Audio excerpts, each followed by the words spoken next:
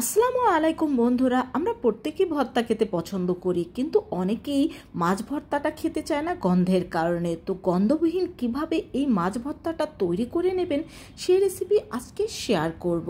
তো এজন্য প্রথমে এখানে আমি কিছু টাকি মাছ নিয়ে নিয়েছি। এখন এই টাকি মাছের মাথাগুলো আমি কেটে ফেলে দেব। অনেকেই রয়েছে টাকি মাছটা খেতে পছন্দ করে না, তাদের যদি এইভাবে ভর্তাটা তৈরি করে দেন দেখবেন তারাও এই টাকি মাছের ভর্তাটা খুবই পছন্দ করবে, কারণ এই ভর্তাটা এতটাই টেস্টি হয়ে থাকে। তো মাছের তিনটে মাথাই আমি কেটে ফেলে দিয়েছি। এখন এর চারপাশটা আমি ছুরির সাহায্যে এইভাবে করে কেটে নেব। আর সবগুলো মাছই কিন্তু আমি এইভাবে করে কেটে নিয়েছি। এর মধ্যে আমি দিয়ে দিচ্ছি হলুদ আর দিয়ে দেব লবণ। এখন হলুদ আর লবণ দিয়ে এই মাছটাকে আমি ভালোভাবে মেখে নেব। তো মাছটা মেখে নেওয়া হয়ে গিয়েছে। এখন গরম তেলের মধ্যে এই মাছটাকে আমরা ভেজে নেব।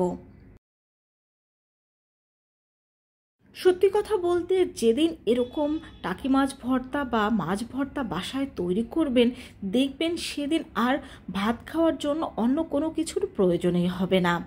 তো মাছটাকে কিন্তু আমি এইভাবে করে চেপে চেপে ভালোভাবে উল্টে পাল্টে ভেজে নিচ্ছি। তো এর মধ্যে আমার মাছটা কিন্তু ভালোভাবে ভেজে নেওয়া হয়ে গিয়েছে। আর কীরকমভাবে আমি ভেজে নিয়েছি দেখতেই পেয়েছেন। মাছ ভাজাটা তুলে নেওয়ার পরে এখন ওই প্যানের মধ্যে আমি দিয়ে দিচ্ছি ধনিয়া পাতা কুচি।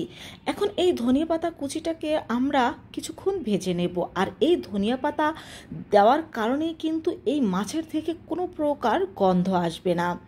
এখন আমি পাটায় এই মাছটাকে নিয়ে নিচ্ছি। প্রথমে আমরা এই মাছের থেকে মাছের মধ্যে যে বড় কাঁটাটা রয়েছে সেই কাঁটাটা বের করে ফেলে দেব। আর আমি তিনটে মাছেরই কিন্তু এইভাবে করে কাঁটাগুলো ভালোভাবে পরিষ্কার করে নেব। তো কাঁটাগুলো কিন্তু আমার বেছে নেওয়া হয়ে গিয়েছে। এখন এগুলোকে আমি ভর্তা করে নিচ্ছি। তবে ভর্তা করার সময় যেসব বড় কাঁটা থেকে যাবে সেগুলো কিন্তু বেছে বেছে ফেলে দেবেন, যাতে ছোটরাও খুব সহজে এটা খেতে পারে। তো আমি এটাকে কিন্তু একবার ভর্তা করে নিয়েছি। যেহেতু ভাজা মাছ, এটাকে আরও একবার ভালোভাবে বেটে নিতে হবে। আর আমি এর মধ্য থেকে কিন্তু কিছুটা কাঁটা বেছে ফেলে দিয়েছি। তো এটাকে আরও একবার ভালোভাবে আমি বেটে নিচ্ছি, অর্থাৎ ভর্তা করে নিচ্ছি। এখন যে ধনিয়া পাতাটা আমরা ভেজে রেখেছিলাম সেই ধনিয়া পাতাটা এর মধ্যে দিয়ে দিচ্ছি। এখন এই ধনিয়া পাতাটাও আমি বেটে নিচ্ছি। আর বন্ধুরা, তোমরা যারা গন্ধের কারণে মাছ ভর্তা খেতে পারো না তারা কিন্তু এইভাবে করে ধনিয়া পাতা দিয়ে ট্রাই করতে পারো। এখন এখানে আমি দিয়ে দিচ্ছি শুকনো মরিচ ভাজা। এখানে শুকনো মরিচ বা তোমরা চাইলে কাঁচা মরিচটাও ব্যবহার করতে পারো। দিয়ে দিলাম স্বাদমতো লবণ ও কিছু পেঁয়াজ কুচি।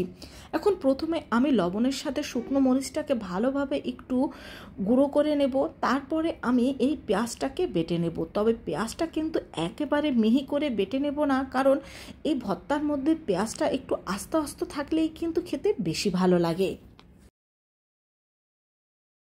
তো আমার পেঁয়াজ মরিচ কিন্তু ভালোভাবে বেটে নেওয়া হয়ে গিয়েছে। এখন ভর্তার সাথে এই পেঁয়াজ মরিচটাকে আমি ভালোভাবে মিশিয়ে নেব। তো এটাকে মিশিয়ে নেওয়ার পর এখন এটাকে আরও টেস্টি করার জন্য এখানে আমি দিয়ে দিচ্ছি সামান্য সর্ষের তেল। এই সর্ষের তেলটা আপনারা চাইলে স্কিপ করতে পারেন, তবে এটা দিলে কিন্তু ভর্তা আরও অনেক বেশি টেস্টি হয়। গরম গরম ভাতের সাথে পরিবেশন করার জন্য আমাদের টাকি মাছ ভর্তা একেবারে তৈরি। আপনারাও কিন্তু বাসায় ট্রাই করে দেখতে পারেন। আল্লাহ হাফেজ।